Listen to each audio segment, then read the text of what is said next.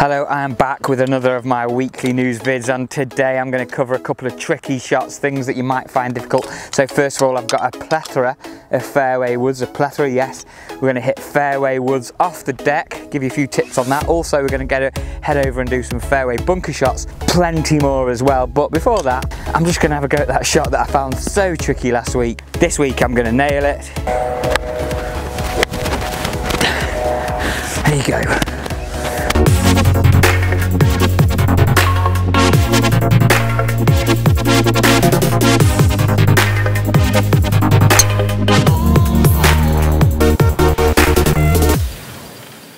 Okay, so fairway wood shots. First of all, you've got to decide what you're using your fairway wood for. Is it a second tee shot club, a club you're going to use off the tee all the time? If so, go for a deeper face fairway wood. If you're not that bothered about hitting off a tight lie or off the deck, certainly the deeper face fairway wood will give you a bit more forgiveness, lower spin, and use it, like I said, as that second driver, a more accurate driver possibly. However, if you're going to be playing off the grass, you want a nice low profile, that's top to bottom, very slim in that fairway wood. So the one I've got here, this is a PXG. I would say this is one of the nicest looking fairway woods available. Couple of things. First of all, ball position, I'd have it just slightly ahead of middle. We don't want it too far forward in the stance, because by the time you get to the ball, you're going to be too far up on it and you'll thin it. You'll see that one P-roll along the ground. Too far back, it won't have enough loft on it. This is 15 degrees. You need to make sure you are giving it just a little bit of loft as you make contact with it. Simple swing tip here, keep the club low and slow. So keep the club low to the ground, swing nice and slow back, just help sweep it away. Love the feel of that PXG. Now there are other fairway woods available, yes. This has got a bit of a price tag to it, but in my opinion, one of the nicest looking fairway woods available. This Ping G400, great fairway wood. Again, another nice slim profile, the top of the club to the bottom, so it sits beautifully behind the ball. Again, that tip, ball towards middle, but just past middle towards the left foot, ensuring that you can catch it slightly on the upswing. That felt great, nice little draw on that, and really easy because of that low profile design, that slim head. Very easy just to get that ball up off these tight fairway lies. If you're playing a Parkland course, you've got nice deep fairway grass, you can actually sit the club behind the ball better, easier than the firm fairways we have here at Links course. Then the TaylorMade M4, which has got a slightly deeper face, is a little bit more suitable off the tight lines. I'm not really a fan of this, however, certainly when you've got a little bit of grass under that ball, again, just making sure I go low and slow.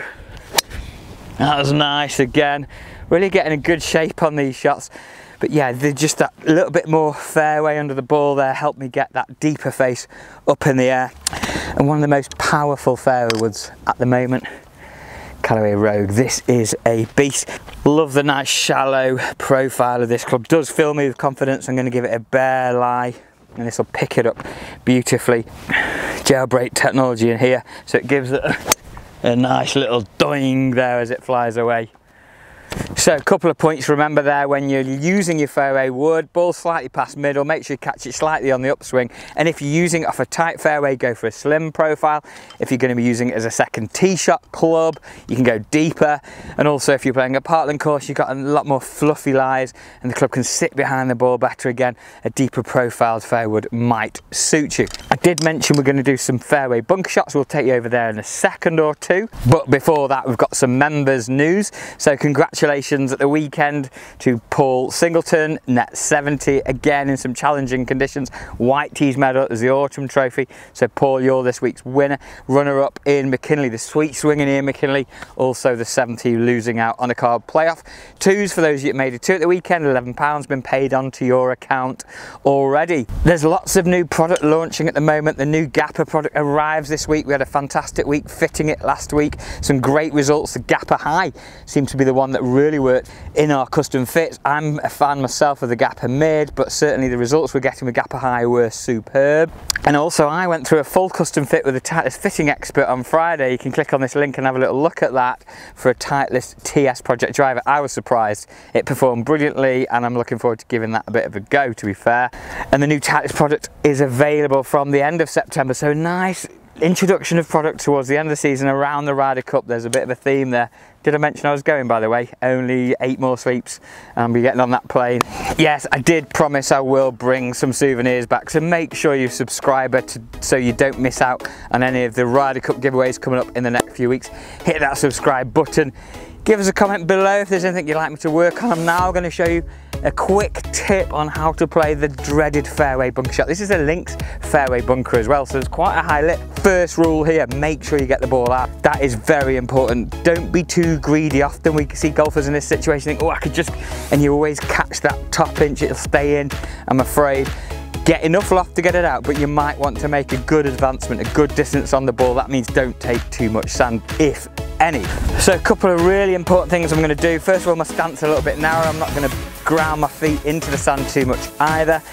When I play the shot, I like to take my legs out of the swing and make it very much an upper body movement. I leave my legs very quiet. As soon as I push that right foot and push off the right foot, I tend to drop down a little bit, and that drop down allows me to hit sand before the ball. That is not ideal. I want to advance this ball as far as possible. Hands on the grip, I'm holding the hands right down to the bottom of the grip, making the club as short as possible. Again, I'm really not trying to take too much sand, just clipping the ball very nicely. Stance narrower, take the legs out of the swing, and then as I hit it, I'm really aiming to hit the top of the ball. I'm hovering the club above it and trying to hit the top of the ball. There you go.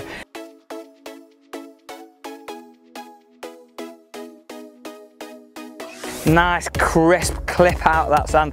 This is my 50 wedge. I've just managed to hit that around the 80 to 90 yard mark, which is what I'd expect with a normal golf shot with this club. Very often we see golfers playing this as a normal shot, so having the hands middle of the grip, weight wide, wiggling their feet into the sand. You don't want to do that. That's for a splash shot. That's to get the club under the ball and splash it out on a cushion of sand. This shot is not about hitting sand, it's about hitting the ball. It's also about getting it out, so make sure you've got enough loft. Okay, we'll do one more. So same again.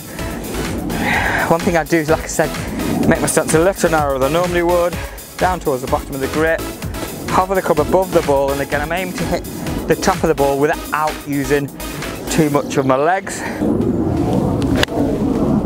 There you go. Nice strike again. Just took a little bit of sand with that one, but again, enough of the ball to get it advanced at least 60 or 70 yards down that fairway. Like I mentioned before, I want this channel to be as interactive as possible. If you have any issues with the game, please make sure you comment below and I'll see if I can address them for you. Thanks for watching. I'm gonna have to start packing ready for my trip to France next week.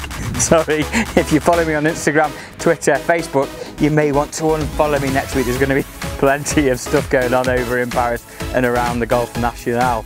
That's all from me this week though. Thanks again for watching and au revoir for now.